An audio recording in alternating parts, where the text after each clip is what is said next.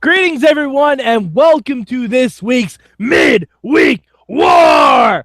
I, of course, am Mad Mike, and we are here to talk Ring of Honor, the first show since the 14th anniversary pay-per-view.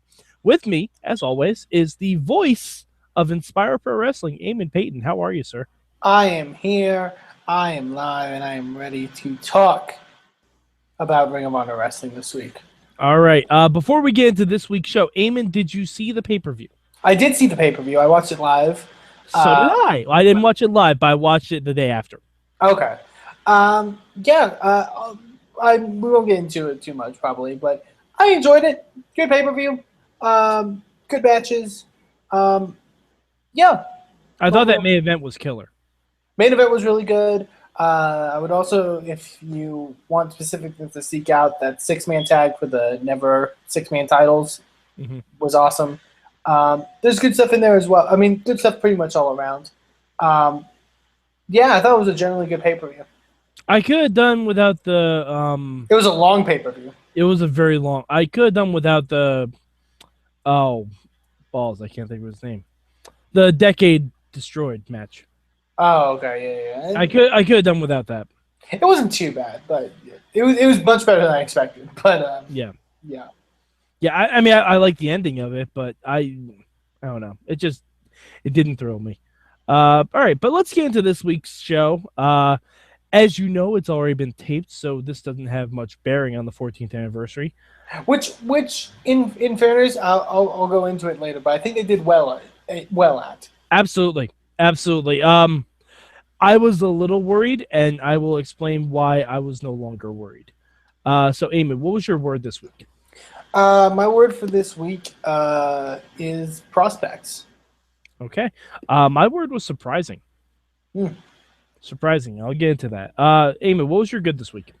Going to my word, my best for this week was the top prospects tournament matches. Specifically, the Lio Rush Punisher Martinez match, which I really, really enjoyed. I thought Brian Fury and Action Ortiz was good as well. But yeah, there's something about that match I just really loved. I thought the dynamic was great, especially big man, small man sort of thing. Like just I loved their stare off in the beginning to like compare like how small Lio Rush was compared to him. I thought it was really great. I thought it did a great job of getting both men over. And I'm very excited for the finals of that tournament. Is it wrong? I kind of wish the other two guys won. I think that's what the case. I say that a lot about this tournament. It's not that the guys who won are bad. I find myself more invested in the other, like Action Ortiz.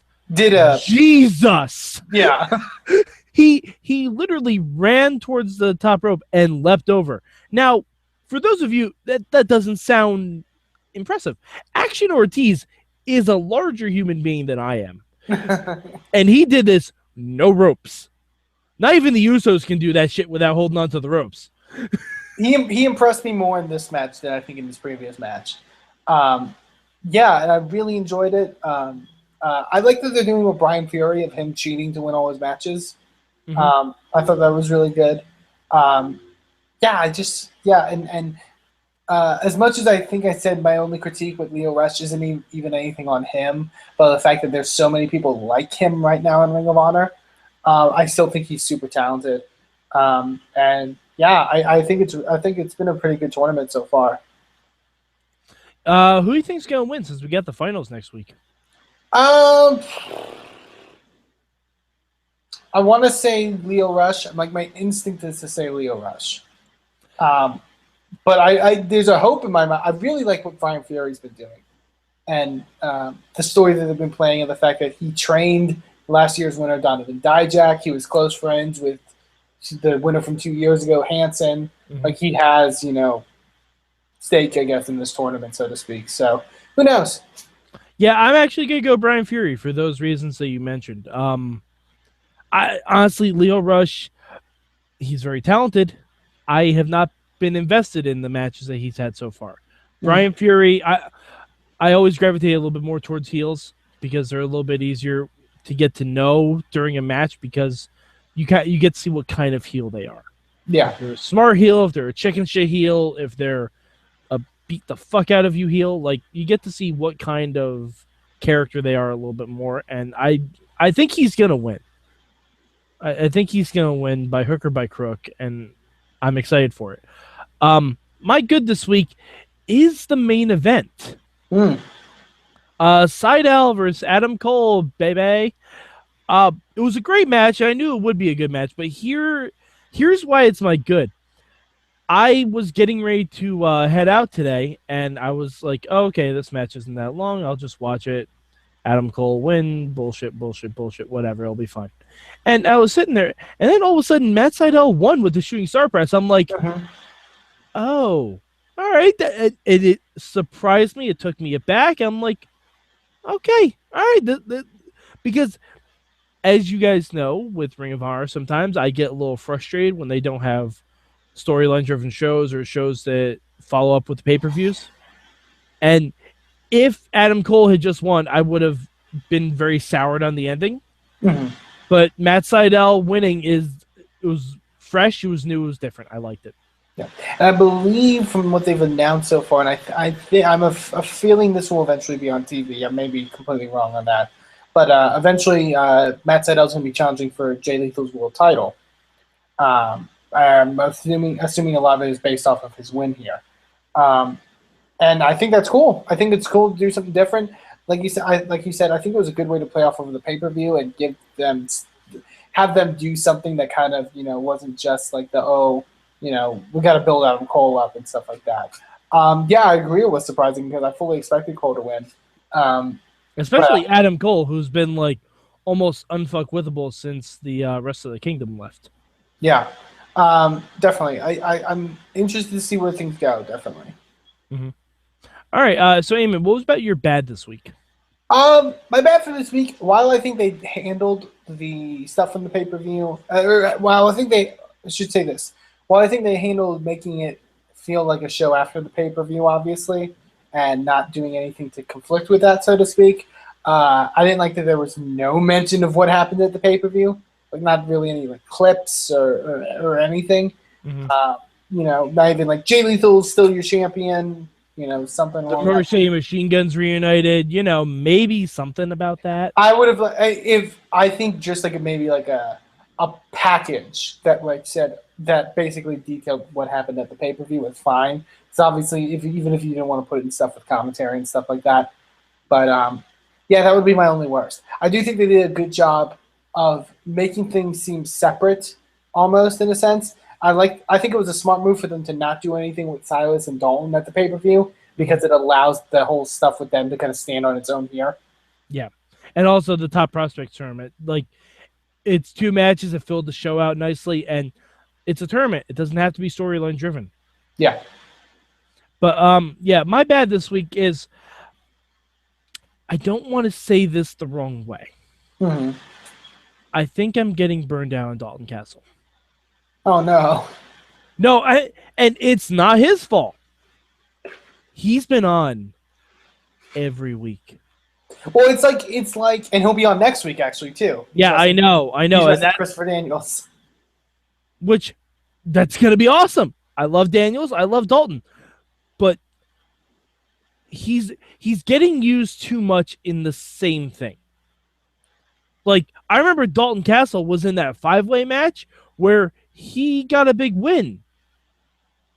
Didn't he win that 5-way match that had like Jay Briscoe and all those guys in it? Oh, I think it was a 4-way or something. Okay, but yeah. I know it was a multi-man match. I know Dalton got a big win, and they didn't do anything with that. Like, he is stagnated. I think that's a better term for it. Not burned out. He is stagnant. I think he's stagnated when it comes to the television. I don't think he's stagnated by fans necessarily because the crowd still loves him and he's obviously, But I do agree. Like, and it goes back to some stuff I've said about Ring of Honor in the past is that they have a real bad problem where like the same guys get featured every week. Mm-hmm.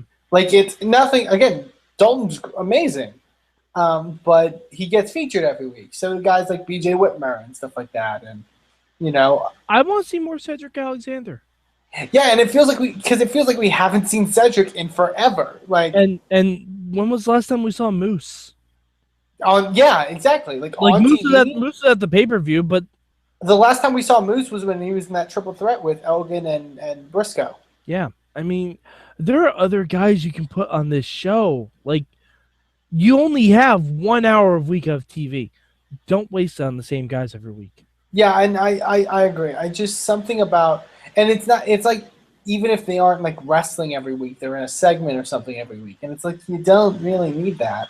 Yeah, like especially when it doesn't advance stuff. Because this week's match with the boys versus the Bruiser and Silas, not the greatest match in the world, a little bit sloppy at times. But it didn't push anything. Yes, I mean I think it kind of did. I overall liked the opener. I thought it was. I know some of the parts where were kind of a bit sloppy, but the parts that were good were really good. Yeah. Like I can get Dalton kind of doing what he did and stuff like that. And overall, I actually really liked Dalton attacking at the beginning of the match because then it explained away why he wouldn't come out during the match. Yeah, that was great. More companies need to do stuff like that. That was fantastic. I also really loved him yelling right as he left, "Make me proud, boys." Yeah, I mean, Dalton's great. I just feel like he's being showcased a little too much, and it's exposing the flaws in the company, and those flaws being storytelling. Because I think he's not moving forward. That's the bigger issue. And there's other guys. There's a lot. I mean, again, we had how many matches on the pay-per-view? Mm-hmm. And I mean, why Dalton Castle hasn't gotten any kind of title shot is beyond me right now. Yeah. Like a TV title shot or the boys getting a tag title shot or something. He's never been featured prominently in anything related to Gold and Ring of Honor. And I think that's a shame. I really think the title shot, he needs a title shot of coming sooner than later. Hopefully, if it's a TV title shot, one, a match with Ishii would be amazing. Two, oh my God, I'm scared for Dalton against Ishii. I'm scared for the boys against Ishii. Let's be real about that. But yeah, I agree though. Okay, so Eamon, what will be your change this week? Just do like a quick promo, just like a minute promo package of just like highlights of the important stuff that happened with who retained their belts at the pay-per-view, the Machine Guns reuniting, trying to think of anything else that happened. Because I mean, if you've only watched Ring of Honor TV, you still don't know who the TV champ is. You assume it's Roderick Strong. That's a very good point. They never even mentioned like that. Oh, fans, since our last week's show, a lot of things have been crazy happening with the TV title. Like Ishii beat Roderick Strong, and then he went on to a triple threat match and beat Roddy and Bobby Fish. Like, if you just watch the TV and don't watch the pay-per-view, you don't know who the champion is. Yeah, that's a problem. Yeah, I mean, I'm kind of with you on that. Like, this show was better than most when it comes to their post-pay-per-view stuff because the Dalton and the boys already had like a built-in story going on. That was fine. It was able to carry over. And the finish for Cole and Sydal was exciting, and the Prospects Tournament is what it is. But I'm a little concerned for next week. Yeah, I think next week will be particularly because we know we have Daniels, and if anything plays off of what we saw at the pay-per-view, you know what I mean? That kind of stuff. Mm-hmm. And after that, are they showing any of Honor Rising? Because that is going to really grind my gears. I don't think they will. Okay. I'm assuming those will just be DVD releases or whatever. Okay, yeah, I wasn't sure about that because, like, I don't know if they've had any TV taping since then and have stuff in the can, but we'll see, I guess. All right, so, that would be my change, too. Just reference the paper. It was your 14th anniversary. You'd think you'd want to talk about it. Oh, and also, one other change. Kevin Kelly. This goes out to you, brother. I know that when commentators get really comfortable with each other, they make up nicknames or they shorten their names so they're not saying the full name. Don't call him 3. Just Just don't do that. I can't wait for the tag team in Ring of Honor of 3 and 7, and Dustin Rhodes just comes in 7. Oh God. Yeah, just don't do that. And then they bring back Jarrell Clark, and it's 3, 7, and 6:30. Who else has a number gimmick? Oh, and Ty Dillinger. That's Naturally, 10. Yeah, that's a king of trios. And fuck, let's bring back Sean Waltman and call him 6. Okay, that works. Sure. We're just making, and Eamon, their stable is called the Numbers Game. Boom! King of Trios 2016. We have solved professional wrestling. That damn Numbers Game. That's perfect. It's really perfect. All right, Eamon, where can the people of the internet find you? Oh, were we ranking? Yes. Oh, actually, before we get to the ranking, Antonio Garza could not be here this week, so he sent us some quick notes. He is ranking Ring of Honor number 3 this week. He said, show didn't do much for me. I hated the whole opening match and made Dalton look like a heel.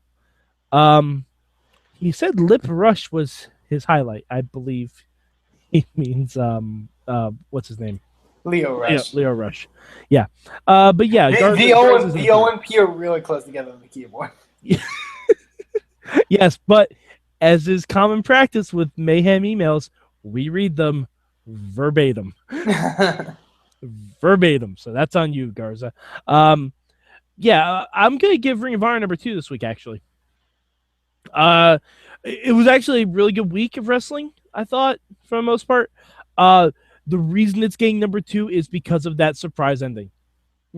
That's the reason for me, because they took what I expected and they flipped it, and it was a great match to boot. So that's why it's number 2 for me this week. How about you, Eamon?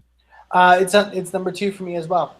Ring of Honor, I think, did a decent job, like I said, of making at least this feel separate. Like, it didn't infringe on the pay-per-view and what happened. And I thought the wrestling quality really carried it over into number 2. All of these matches were really good, and I think you should check them out. Yeah, absolutely. Even if you don't care about the Top Prospects tournament, find that Sydal versus Adam Cole match. Jesus, it was really, really good. All right, so Eamon, where can the people on the internet find you? You can find me on Twitter at Eamon2Please. You can also check out the company I'm involved with, which is Inspire Pro Wrestling, InspireProWrestling.com, and on Twitter at InspireProRes. And you can find me, of course, at MadMike4883 on the Twitter machines. You can also look for my live tweets. I don't plug this enough. I do live tweets of just about all the shows. I wasn't able to do it for Ring of Honor this week, but Wednesday night is generally the night where I sit in front of the TV and just live tweet almost every single wrestling show we cover on the Midweek War. Just look for the hashtag MM on the Mayhem Show feed, and you'll be able to find all of my thoughts, and I apologize if I repeat some jokes here. But we also do the Wrestling Mayhem Show proper every Tuesday night around about 9 p.m. on SorgatronMedia.com, where we do everything from Roadblock to Mayhem Mania, and you can see us all get really angry about politics, too, if that's your jam. Who knows? It might be. Tis the season.